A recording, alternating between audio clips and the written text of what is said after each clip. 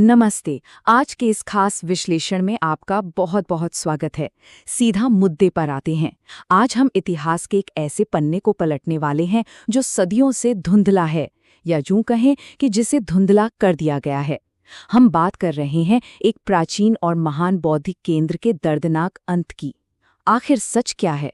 आज हम इंटरनेट पर वायरल होने वाले मिथकों को किनारे रखेंगे और सिर्फ ठोस ऐतिहासिक दस्तावेजों के जरिए 1193 से लेकर 1234 तक की असली टाइमलाइन को समझेंगे।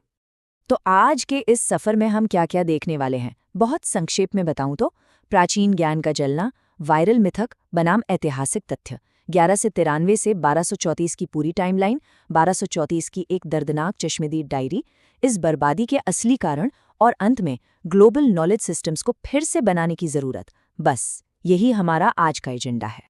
चलिए शुरू करते हैं अपने पहले भाग से, प्राचीन ज्ञान का जलना। जरा आंखें बंद करके सोचिए, आसमान में उठने वाला वो काला धुआं, वो धुआं सिर्फ कागजों का नहीं था। उस भयानक आग में आर्यभट्ट के लिखे गए गणित के फॉर्मूले, नागार्जुन की फिलॉसफी और दुनिया भर के महान विद्वानों की सदियों की रिसर्च राख हो रही थी। मतलब ये सिर्फ ईंट और पत्थर की एक इमारत का जलना नहीं था, बिल्कुल नहीं। ये एक पूरी की पूरी महान सभ्यता की बौद्धिक विरासत का जिंदा जल जाना था। सच में रोंगटे खड़े कर देने वाला मंजर रहा होगा। साल 1193, ये वो साल है जो मगध क्षेत्र के लिए एक बेहद विनाशकारी युग की शुरुआत माना जाता है। लेकिन, और ये एक बहुत बड़ा लेकिन है, इस साल असल में हुआ क्या था? तबाही शुरू कैसे हुई? वक्त के साथ इस कहानी को इतना ज्यादा तोड़ मरोड़ दिया गया है कि आज असली सच पहचानना मुश्किल सा हो गया है। और यहीं से हम आते हैं अपने दूसरे भाग पर, वायरल मिथक बनाम ऐतिहासिक तथ्य। आपने भी शायद सोशल मीडिया पर वो हैरान करने वाली थ्योरी देखी होगी, बहुत तेजी से वायरल होती है आजकल। दावा किया जाता है कि किसी विदेशी हमलावर ने नहीं, बल्कि स्थानीय ब्राह्मणों ने साजिश रचकर इस ज्ञान के केंद्र को जलाया था। अब आप सोचेंगे, इसका आधार क्या है? खैर, ये अजीब सा दावा 16वीं सदी के एक तिब्बती लामा तारानाथ की किताब पर टिका है। उसमें लिखा है कि ब्राह्मणों ने 12 साल तक सूर्य की तपस्या की और जादुई तरीके से आग लगा दी। जी हाँ, जादुई तरीके से। अब देखिए, जब हम ऐतिहासिक सबूतों की बात करते हैं ना, तो हमें बहुत प्रैक्टिकल होना पड़ता है। घटना के 400 साल बाद लिखी गई एक जादू टोने वाली कहानी, क्या हम इसे ठोस सबूत मान सकते हैं? इतिहास में सुपरनैचुरल बातों को तथ्य की तरह तो पेश नहीं किया जा सकता है ना। असली सच तक पहुंचने के लिए हमें हमेशा उस दौर के पक्के दस्तावेजों और चश्मदीद गवाहों की तरफ ही देखना होता है।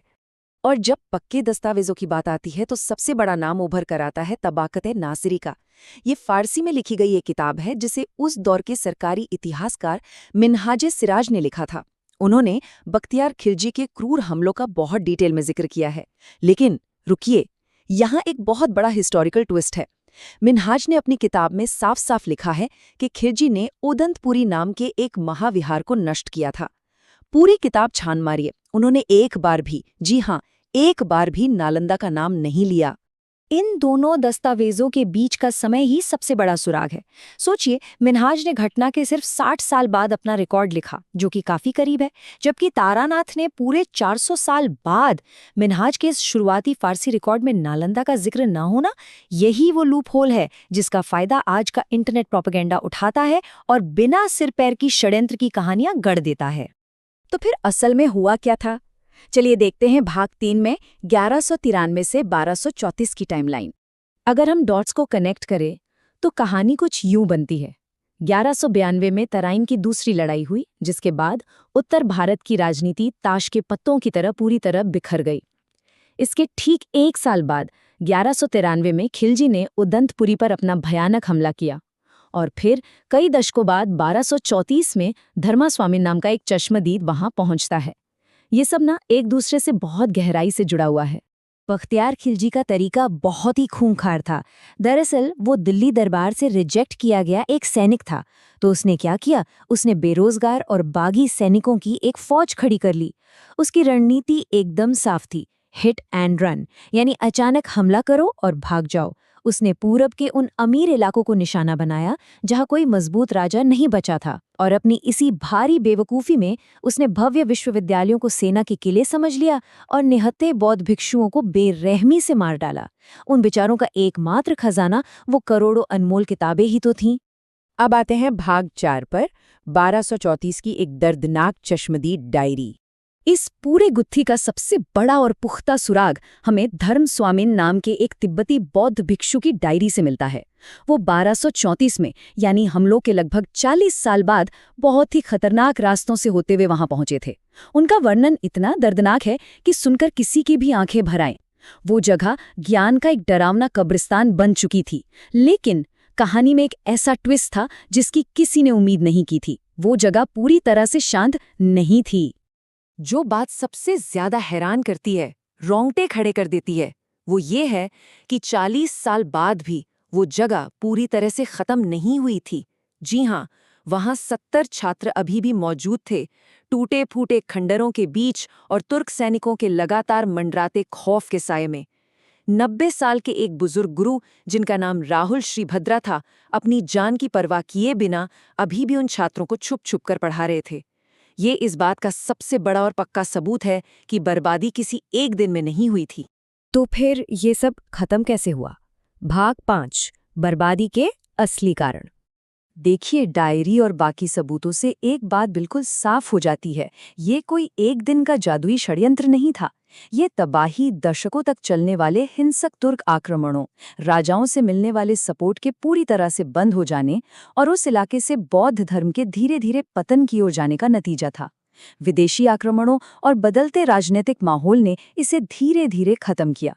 ये हजारों छोटे छोटे घावों से होने वाली एक दर्दनाक मौत थी।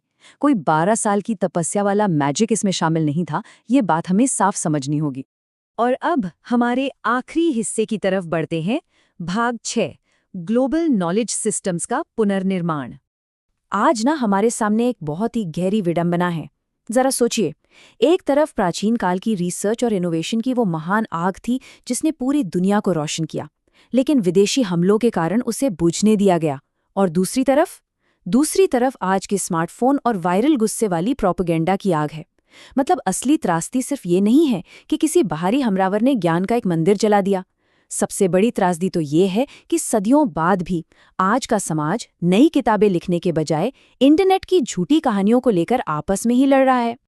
तो अंत में एक बहुत ही चुभने वाला सवाल हमारे सामने खड़ा है। राख के ढेर पर लड़ने के बजाय ये समाज अगला महान विश्वविद्यालय कब बनाएगा? सोचकर देखिए, उन शहीद विद्वानों के लिए सच्चा न्याय सोशल मीडिया पर अफवाहें फैलाना नहीं है। असली न्याय तो तब होगा जब हम अपने सारे संसाधन लगाकर दुनिया के सामने शिक्षा के नए महान केंद्र खड़े कर दें। क्या हम ज्ञान की उस महान लौ को फिर से जला सकते हैं? इसी सवाल के साथ आज का ये विश्लेषण हम यहीं खत्म करते हैं। तथ्यों को परखते रहिए और कुछ नया सीखते रहिए।